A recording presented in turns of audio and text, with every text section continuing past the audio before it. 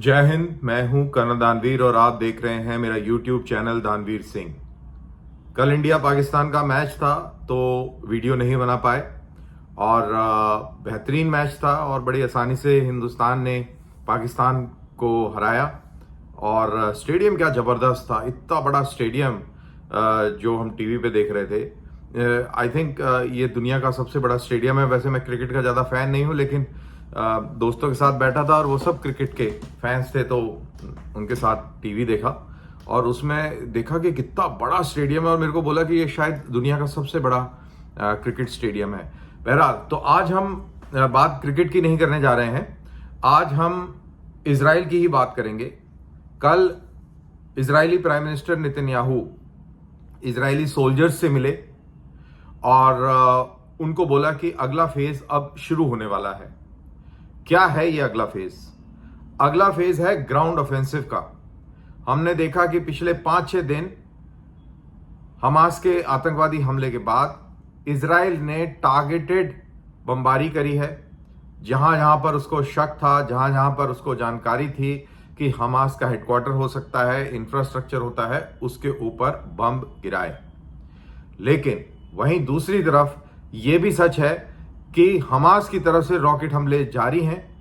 कल शाम को भी रॉकेट हमले हुए हैं, तेल अवीव के ऊपर रॉकेट हमले हुए हैं। आयरन डोम ने सारे रॉकेट्स को बर्बाद किया है।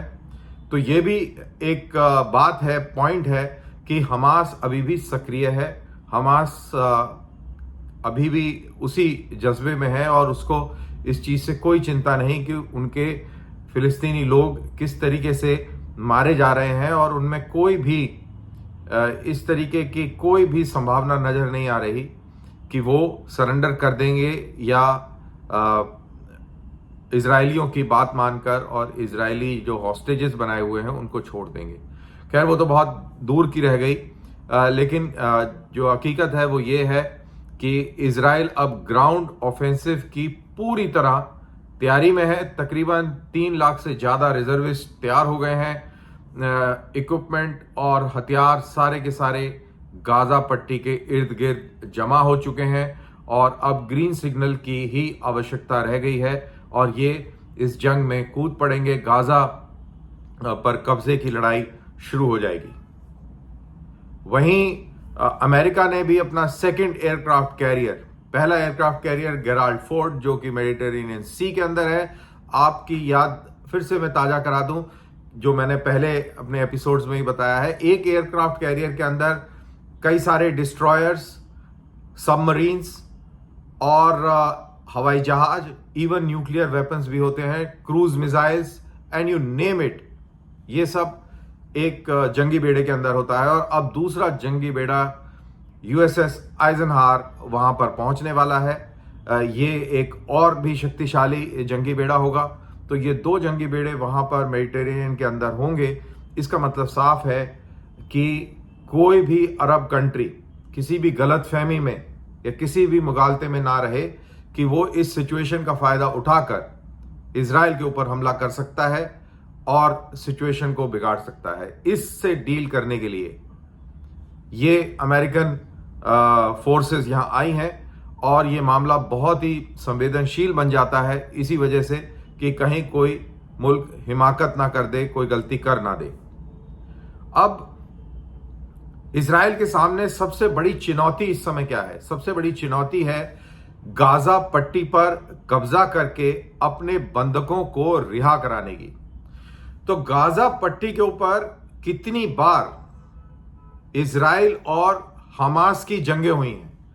आपकी जानकारी के लिए, छोटी बड़ी जंगें टोटल मिलाकर 4 हुई हैं और आखिरी जंग 2014 में हुई थी, जिसमें आप ये कह सकते हैं कि इजरायली सेनाओं ने एक तरीके से शिकस्त खाई थी।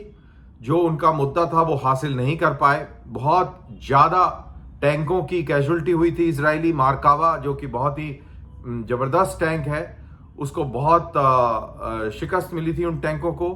बहुत ही ज़बरदस्त एंटी टैंक फायर हमास की तरफ से इन टैंकों के ऊपर आया था।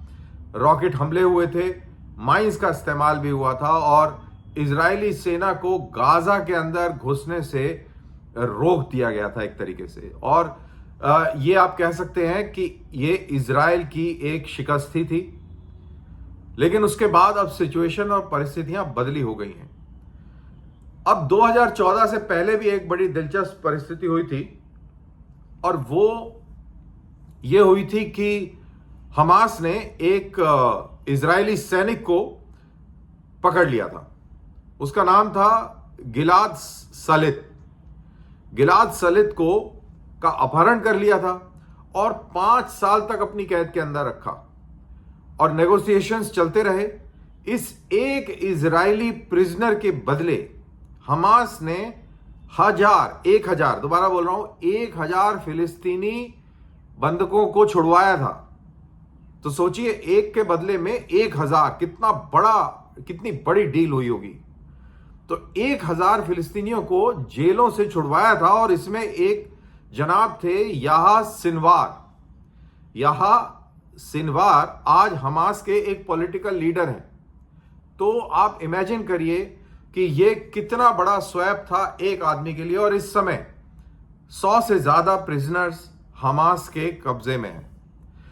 अब यह समझ में आता है कि हमास ने, अब इसके एनालिसिस में जा रहे हैं कि हमास ने यह हिमाकत कैसे करी कि इजराइल में घुसकर और इतना बड़ा आतंकी हमला किया और 100 से ज्यादा लोगों को यरगमाल बना लिया, कैप्चर कर लिया, उनको प्रिजनर बना लिया।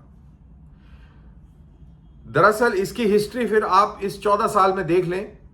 हमास काबिज है गाजा पट्टी के ऊपर 14 साल से, और इस 14 साल में उसने इजराइल के साथ 4 जंगें लड़ी, जिस भी रूप में, और आखिरी जंग, जैसा मैंने कहा कि आप कह सकते हैं कि हमास की उसमें जीत हुई थी। और अगर इजरायलीज की माने तो पॉलिटिकल प्रेशर इतना हो गया था कि लड़ाई को ज्यादा ना खींचा जाए और उसको वहीं पे छोड़ दिया जाए। ये एक सैनिक कमांडर का बयान है जो मैं कोट कर रहा हूं कि हम कमर तोड़ देते हमास की, लेकिन हम पे पॉलिटिकल प्रेशर था तो हमें पीछे हटना पड़ा। तो ये एक इजरायली कमांडर का ये एक बयान है। तो इस सब से हमास के हौसले बढ़ गए। हमास को लगा कि अब ये समय आ गया है कि हम बड़े नेगोशिएशंस पर आए। जब 2011 में एक फौजी के बदले हमने 1000 प्रिजनर्स छुड़वाए, 2014 में हमने इजरायली सेना को रोक दिया और उसकी बहुत भारी हमने कैजुअल्टी करी, तो अब हम कुछ बड़ा करते हैं। दिल मांगे मोर हो गया, और इस दिल मांगे मोर के अंदर इन्होंने हमला कर दिया, आतंकवादी हमला, जो हम सब जानते हैं कि किस तरीके से किया। उन्होंने जमीन का इस्तेमाल किया, हवा का इस्तेमाल किया, और समुद्र के रास्ते से भी उन्होंने घुसपैठ करी, अंधाधुंध आतंकवाद किया, बुजुर्गों को मारा, बच्चों को मारा, औरतों को मारा, उनके नंगे जिस्म को परेड किया गाजा में ले जाके, और उस तरीके की बर्बरता इन्होंने दिखाई, वीडियो बनाए, और बेसिकली वो इजरायलियों के दिमाग पर एक प्रहार कर रहे थे, साइकोलॉजिकल वॉरफेयर कर रहे थे। इस साइकोलॉजिकल वॉरफेयर में आप मान लीजिए कि कितनी इंसानी हकूक की कितनी जबरदस्त शरेआम खुल्लम खुल्ला कितनी तौहीन हुई, कितना खौफनाक था वो आतंकी चेहरा जो हमास ने दिखाया। पूरी दुनिया दहल चुकी है, और उनका यह अंदेशा था कि इस लेवल पर हम आतंक फैलाएंगे कि इजरायली डर जाएगा, और इतने सारे उनके लोग हम पकड़ के ले जाएंगे, उसके बदले में वहां पर जितने भी फिलिस्तीनी कैद हैं उनको हम छुड़वा लेंगे। यह भी बात सही है कि इजराइल के अंदर बहुत सारे फिलिस्तीनी कैद हैं, बच्चे भी कैद हैं, उनको ना कानूनी मदद मिलती है और ना ही कोई अच्छे हालात में वो बंद हैं। ये भी एक बहुत दुखद बात है। ये इसके ऊपर भी हमें अफसोस जताना चाहिए और इसको भी हाईलाइट करना चाहिए। तो ताली 2 हाथ से बजती है, इसमें कोई शक नहीं है। इजराइल भी गुनहगार है इन स्थितियों के लिए, और वो बात और है कि हमें हमदर्दी है उस आतंकवादी हमले को लेकर, लेकिन हम ये ना भूलें कि इजराइल की तरफ से भी अति होती आई है। अब ये जो परिस्थितियां बन रही हैं जिसमें हमास के ऊपर हमला होने जा रहा है। अब 1.1 मिलियन फिलिस्तीनियों को कहा गया है कि आप नॉर्थ गाजा को खाली कर दें। इजराइल ने फिलिस्तीनियों को अपने अस्पताल खाली करने के लिए भी कहा है। यूनाइटेड नेशंस और वर्ल्ड हेल्थ ऑर्गेनाइजेशन ने इसको डेथ सेंटेंस के तौर पर बोला है कि ये मरीजों के लिए डेथ सेंटेंस के तौर पर है, और बिल्कुल बात भी सही है। आप ये पूछिए अपने आप से कि दुनिया में कोई किसी अस्पताल पर हमला करता है? नए मॉडर्न रूल्स के मुताबिक, यूनाइटेड नेशंस और जेनीवा कन्वेंशन के मुताबिक आप किसी अस्पताल पर हमला नहीं करते हैं। तो अगर आप हमला नहीं करते हैं तो आप इन अस्पतालों को खाली क्यों करवा रहे हैं? खाली इसलिए करवा रहे हैं, इनको लग रहा है कि हमास इनकी आड़ से इजरायलियों पर हमला कर सकता है। तो अगेन, जैसा मैंने कहा, ताली दोनों हाथों से बजती है, लेकिन परेशान कौन हो रहा है, मारा कौन जाएगा? वो एक निर्दोष जख्मी आदमी मारा जाएगा, बीमार आदमी मारा जाएगा जिसका इलाज चल रहा है, जो इस उम्मीद से अस्पताल में है कि वो ठीक होकर बाहर निकलेगा। उसकी उम्मीद अब टूटती नजर आ रही है, क्योंकि उनको बोला गया है कि अस्पताल खाली कर दो। तो ये एक बड़ी गंभीर स्थिति वहां पर बन रही है, और फिलिस्तीनियों के हिसाब से इसको नकबा कहा गया है। नकबा फिलिस्तीनियों के लिए 1947 का वो लम्हा था जब उनको बेघर कर दिया गया, और 9 लाख फिलिस्तीनी अपने गांव, अपने घरों से बाहर निकाल दिए गए, उनको बेघर कर दिया गया। और जब ये छोड़ के गए थे अपने गांव और घर को, तो ताला लगा के गए थे कि जब हालात ठीक हो जाएंगे तो हम अपने घर वापस आएंगे। और वो हालात कभी ठीक नहीं हुए, ये अपने घर कभी नहीं आए, और ये तब से लेके आज तक रेफ्यूजी के तौर पर रह रहे हैं। गाजा पट्टी इनको एक इलाका मुकर्रर किया गया कि आप यहां पर रहें और अपनी जिंदगी चलाएं, लेकिन इनकी जिंदगी के ऊपर हमास जैसा आतंकी संगठन आ खड़ा हुआ। उसने इनके ऊपर कब्जा कर लिया, पॉलिटिकल कब्जा कर लिया, और इन्होंने आतंकवाद फैलाना शुरू कर दिया। फिलिस्तीनी अथॉरिटी भी है वेस्ट बैंक में, वो आतंकवादी संगठन नहीं है, पॉलिटिकल संगठन है। वहां पर हालात ठीक हैं, वहां पर कंपैरेटिवली लोग जिंदा तो हैं, यहां तो जिंदा भी नहीं है। मैं कहूंगा कि चलती फिरती लाशें हैं इस आतंकी साए के नीचे। मैंने पिछले कुछ एपिसोड पहले मैंने ज़ायनिस्ट मूवमेंट की बात करी थी। ज़ायनिस्ट मूवमेंट का यहां पर जिक्र करना जरूरी है, ये दोबारा से जिक्र करना जरूरी है। ये एक जनाब थे थियोडर हेजल, 1896 में इन्होंने ज़ायनिस्ट मूवमेंट शुरू किया, जिसके तहत इजरायली या जूस दुनिया में जहां भी हो, वो सारे के सारे इकट्ठा हो इजराइल के अंदर, जो अपनी पुश्तैनी जगह है उसको दोबारा रिक्लेम करें। और इस थ्योरी के हिसाब से जिन अरब मुसलमानों ने इनको डिस्प्लेस किया था, उनको डिस्प्लेस करके और खुद अपने घर को सिक्योर करें। तो अगर आप जूस की बात करें तो वो कहेंगे कि इन लोगों ने हमको घर बदर किया था, हमारे घरों से निकाल कर हमारे इलाके पर कब्जा किया था, और हम अपनी जगह दोबारा लेने आए थे, और हमने अपनी जगह दोबारा ले ली।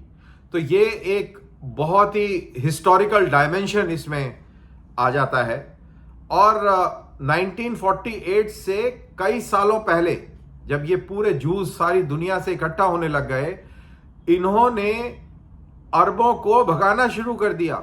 बहुत सारे छोटे छोटे राइट्स होने लगे, अरबों को इनके गांव से, घरों से निकाल दिया गया, और ये कार्रवाई शुरू हो गई 1948 में। जब आजादी डिक्लेयर हुई, तब इन्होंने पूरी तरह से इन लोगों को अपने इलाके से निकाल दिया, और ये लोग थे 9 लाख जूइश पैलेस्टीनियन अरब्स।